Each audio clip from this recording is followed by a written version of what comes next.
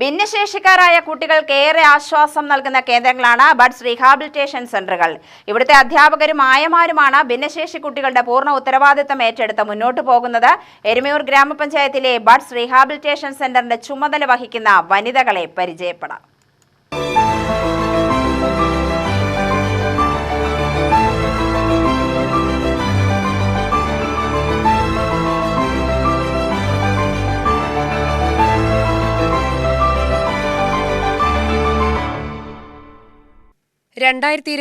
മാർച്ചിലാണ് എരുമയൂർ ഗ്രാമപഞ്ചായത്തിൽ buds rehabilitation centre ആരംഭിച്ചത്. 39 കുട്ടികളുള്ള ഈ സ്ഥാപനത്തിന്റെ ചുമതല വഹിക്കുന്നത് ബഡ്സ് അധ്യാപികയായ സജനിയാണ്. കുനിശ്ശേരിയിൽ പ്രവർത്തിക്കുന്ന ഈ സ്ഥാപനത്തിലുള്ള 18നും 40നും ഇടയിൽ പ്രായമുള്ള ഓരോരുത്തരും വ്യത്യസ്ത കഴിവുകളുള്ളവരാണ്. അവരുടെ കഴിവുകളെ കണ്ടെത്തി വളർത്തിയെടുക്കുന്നതിൽ സജിനി വഹിക്കുന്ന പങ്ക് വലുതാണ്. ആയമാരായ MS ഉഷ, M വസന്തകുമാരി എന്നിവരും കുട്ടികളെ പരിചരിക്കുന്നതിൽ ഏറിയ പങ്ക് വഹിക്കുന്നു. ഭിന്നശേഷിക്കാരെ പരാശ്രയത്വത്തിൽ നിന്ന് സ്വാശ്രയത്വത്തിലേക്ക് നയിക്കുക എന്നതാണ് ഇത്തരം സ്ഥാപനങ്ങളുടെ പ്രവർത്തന ലക്ഷ്യം. കുട്ടികൾക്കും അവരുടെ മാതാപിതാക്കൾക്കും മാനസിക സമ്മർദ്ദം കുറയ്ക്കുന്നതിനും സ്വയം പര്യാപ്തത കൈവരിക്കുന്നതിനുമായി ചെറിയ സ്വയം സംരംഭങ്ങൾക്കുള്ള പരിശീലനവും ഇവിടെ നൽകും.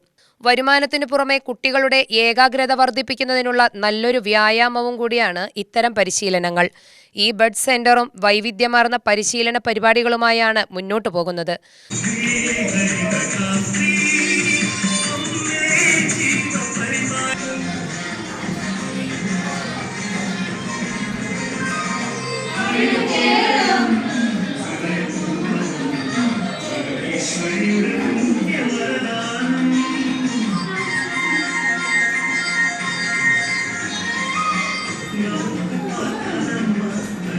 വിദ്യാർത്ഥികൾക്കും രക്ഷിതാക്കൾക്കും തൊഴിലധിഷ്ഠിത പദ്ധതികളും നടപ്പിലാക്കുന്നുണ്ട്. രക്ഷിതാക്കൾക്കായി ടൈലറിംഗ് യൂണിറ്റ് പ്രവർത്തിക്കുന്നു. കുട്ടികൾക്കായി ഖാദി ബോർഡുമായി സഹകരിച്ച് ചർക്ക, ആഭരണ നിർമ്മാണം, ചൂല് നിർമ്മാണം എന്നിവയിൽ പരിശീലനം നൽകുന്നു. കൂടാതെ കുട്ടികളുടെ കലാവാസനകൾ പ്രോത്സാഹിപ്പിക്കുന്നതിനുള്ള പ്രവർത്തനങ്ങൾക്കും ഊന്നൽ നൽകുന്നുണ്ട്. പാലക്കാട് ജില്ലയിലെ ബഡ്സ് സ്കൂളുകളിൽ ആദ്യമായി ബാൻഡ് മേളം ആരംഭിച്ചത് എരുമയൂർ ബഡ്സ് സ്കൂളാണ്. ചിട്ടയായ പരിശീലനത്തിലൂടെ വളരെ ഭംഗിയായി കുട്ടികൾ ബാൻഡ് മേളം അവതരിപ്പിക്കുന്നു. നൃത്ത പരിശീലനം നൽകിയതിന്റെ ഫലമായി ബഡ്സ് കലോത്സവങ്ങളിൽ മിന്നുന്ന പ്രകടനം കാഴ്ചവെക്കുന്നുണ്ട്. 2 വർഷം കൊണ്ട് തന്നെ കുട്ടികളിലുണ്ടായ മാറ്റം അത്ഭുതാവഹമാണെന്ന് അധ്യാപിക സജനി പറയുന്നു. നമുക്കിവിടെ നമ്മുടെ ബഡ്സിൽ 39 കുട്ടികളാണുള്ളത്.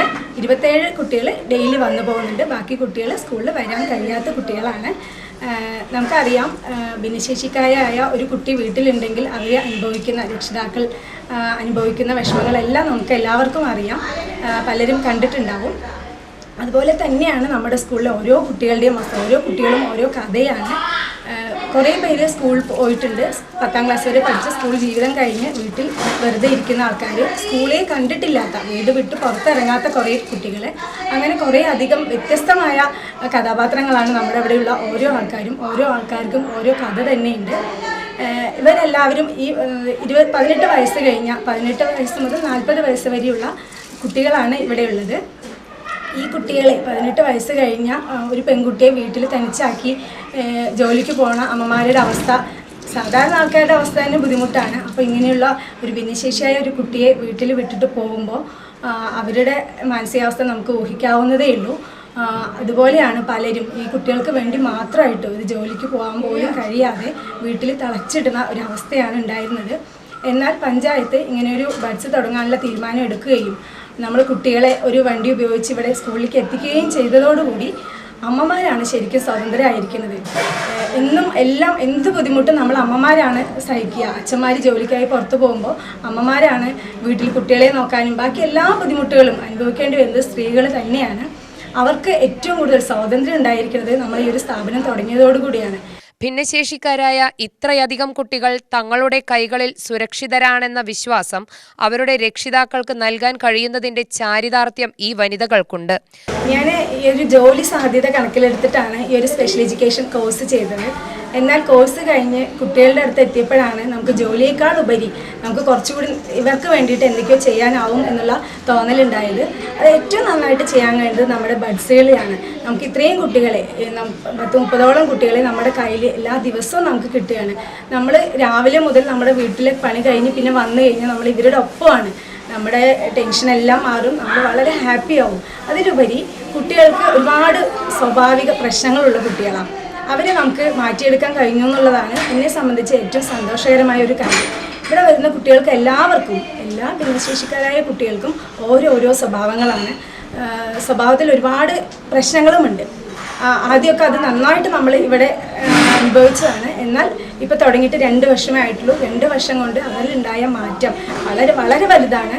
കുട്ടികളെ സംരക്ഷിക്കാൻ ഇത്തരത്തിലൊരു സ്ഥാപനമുള്ളതിനാൽ ഒരുപാട് അമ്മമാർക്ക് സ്വതന്ത്രമായി തൊഴിലിനു പോകാനും മറ്റു ആവശ്യങ്ങൾ നിറവേറ്റാനും കഴിയുന്നുണ്ടെന്നും വനിതകൾ സ്വയം പര്യാപ്തരാവുന്നതിനാണ് മുഖ്യ പരിഗണന നൽകേണ്ടതെന്നും സജനി കൂട്ടിച്ചേർത്തു. പുതിയൊരു ആശയം എന്നുള്ള നിലയ്ക്ക് ബാൻഡ് മേളം നമ്മുടെ കുട്ടികൾക്ക് എന്ന് ഒരു ആശയം വന്നപ്പോൾ എല്ലാവരും പറഞ്ഞത് ഇവർക്ക് പറ്റുമോ, ഇവരെ കൊണ്ട് അതൊക്കെ സാധിക്കുമോ, വെറുതെ എന്തിനാണ് പൈസ കളയുന്നത് എന്നുള്ളൊരു സംസാരം തന്നെ നമ്മുടെ ഇടയിൽ ഉണ്ടായിട്ടുണ്ട്. പക്ഷേ എന്തോ എനിക്കൊരു വിശ്വാസമായിരുന്നു, ഇവർ നൃത്തം നന്നായി ചെയ്യുന്നത് കണ്ടപ്പോൾ ഇവർക്ക് ഇതിലും കഴിവുണ്ടാവും എന്ന ഒരു വിശ്വാസത്തിൻ്റെ പുറത്താണ് ഞാൻ ബാൻഡ് വാങ്ങിക്കുകയും പരിശീലനം നടത്തുകയും ചെയ്തത്. പിന്നെ നല്ലൊരു പരിശീലകനെ കിട്ടുകയും ചെയ്തു. ഷീൻ മാഷാണ് കൊടുവായൂർ സ്കൂളിലെ. വളരെ ക്ഷമയോടുകൂടി നമ്മുടെ കുട്ടികളെ പരിശീലിപ്പിക്കുകയും വളരെ നല്ല രീതിയിൽ തന്നെ, അതായത് നമുക്ക് എടുത്തു പറയാൻ പറ്റുന്നത് പാലക്കാട് ജില്ലയിൽ തന്നെ ആദ്യത്തെ ബഡ്സിൻ്റെ ആദ്യത്തെ ബാൻഡ് മേളമാണ്. നമുക്കത് 2 വർഷത്തിനുള്ളിൽ നമ്മൾ അത് സാധിച്ചെടുത്തു എന്നുള്ളത് നമുക്ക് അഭിമാനിക്കാവുന്ന ഒരു കാര്യമാണ്. UTV news Palakkad.